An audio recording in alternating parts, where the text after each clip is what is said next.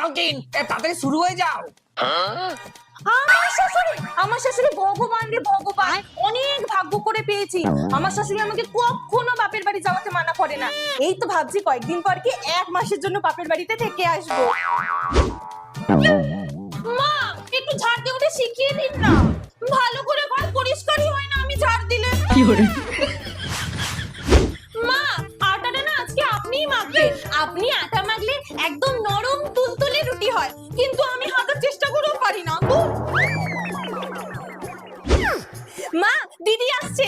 যত পারবেন নিজের হাতে রান্না করে খাওয়াবেন। আমার ননদ তো শ্বশুর বাড়িতে কত মিস করে মায়ের হাতের খাবার।